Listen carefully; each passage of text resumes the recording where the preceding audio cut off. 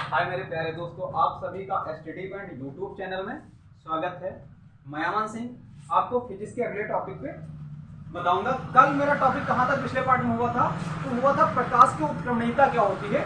प्रकाश की उत्क्रमणीयता क्या होती है, वहां तक मेरा टॉपिक हो चुका था। अगला टॉपिक क्या था? तो क्रांतिक कोण था। कहेगा क्रांतिक कोण का टॉपिक था ये क्रांतिक कोण, ये मेरा टॉपिक था क्रांतिक कोण।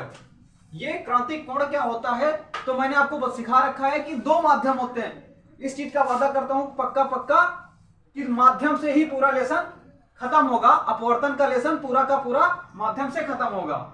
यानी कि पहला माध्यम होता था सघन, दूसरा विरल होता था। दो माध्यम होते थे, इनमें से एक माध्यम ऐसा था जो कि सघन था, दूसरा विरल हुआ करता था। सघन माध्यम कैसा माध्यम था? जिसके अणु पास पास होते थे। कैसा? जिसके अणु पास पास होते थे, ऐसा कुछ होता था। अब आपसे पूछे सघन माध्यम जिसके अणु पास पास होते हैं तो होता कौन है? वो होता है कांच। काहे का? ये होता था कांच। क्या होता था? कांच। जो कि विरल माध्यम हुआ करता था। तो विरल क्या होता था? ये होती थी वायु। क्या? वायु। ये कैसा था? वायु थी। और ये बीच में एक अभिलंब था।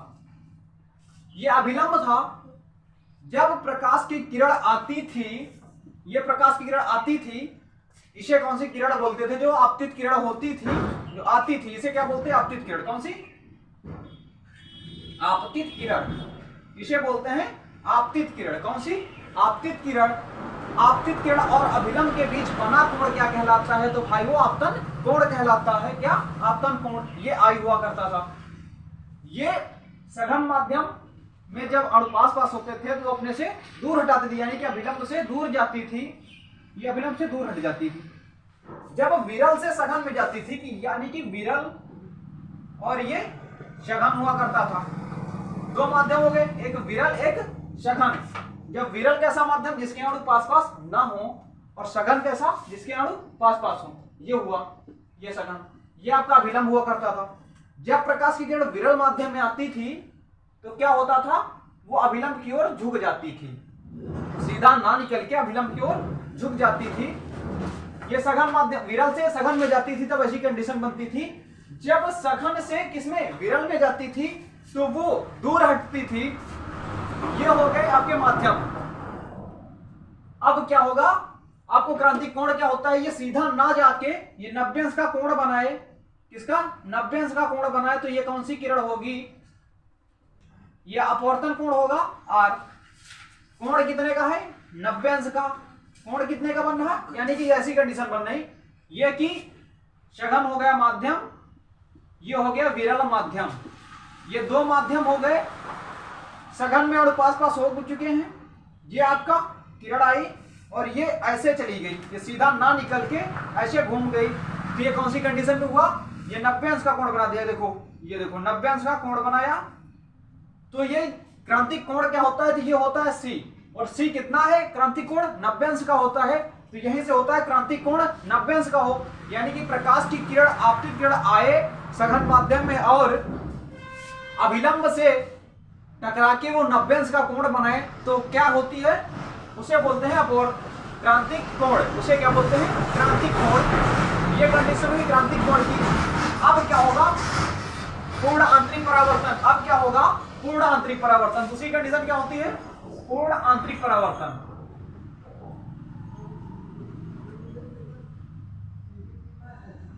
पूर्ण आंतरिक परावर्तन। दो कंडीशन हो थी। क्रांतिक कोण होता था साइन सी। क्या? साइन सी।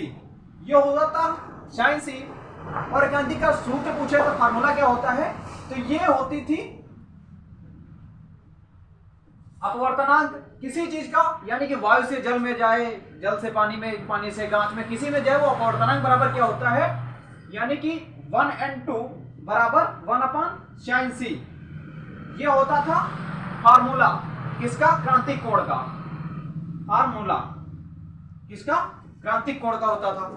अब आपसे पूछे पूर्ण आंतरिक परावर्तन क्या होता है? तो पूर्ण आंतरिक परावर्तन की कंडीशन कुछ इस प्रकार बनेगी।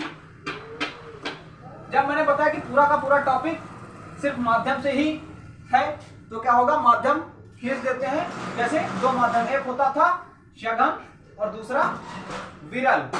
ये आपके दो माध्यम होते थे। जब ये दो माध्यम ऐसे थे कि सघन में होता था, अभी बताया मैंने आपको, सघन में होता है जो सब पास पास होते हैं, हर एक चीज पास होती है, ये पास पास कर दिए मैंने। विरल होता है, इसमें दूर दूर होते हैं। सघन माध्यम इसी जगह मैंने लिखा है, कांच होता है। क्या? कांच। इसमें क्या होगा? ये भी कांच होगा। कैसा?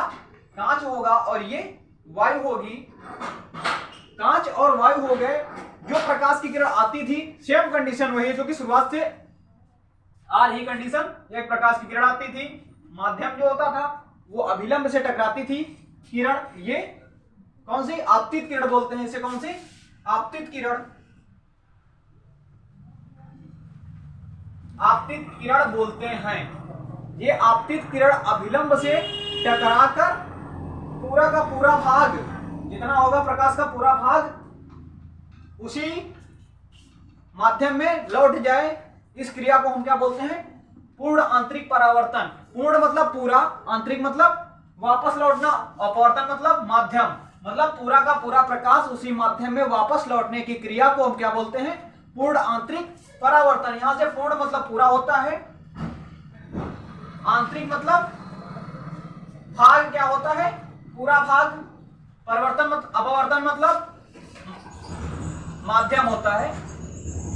मतलब कहने का पूरा भाग उसी माध्यम में, जिस माध्यम से प्रकाश की किरण आए उसी माध्यम में वापस हो जाएगी। सघन से आएगी तो सघन में वापस जाएगी, और विरल से आएगी तो विरल में वापस जाएगी। इस क्रिया जब बनती है ऐसी कुछ कंडीशन, ये सघन और ये विरल, ये अभिलंब हुआ, ये आई और इसी में वापस हो गई।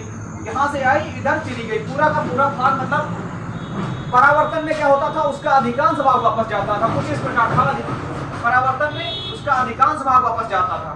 हल्का ऐसे जाता था, अधिकांश मतलब पूरा का पूरा नहीं, अधिकांश भाग वापस जाता था। इसमें क्या होगा? पूरा का पूरा भाग उसी माध्यम में वापस लौटेगा। तो कौन सी कंडीशन होगी? पूर्ण आंतरिक परावर्तन की कंडीशन होगी। कैसी? पूर्ण आंतरिक परावर्तन की कंडीशन होगी। पूर्ण आंतरिक परावर्तन।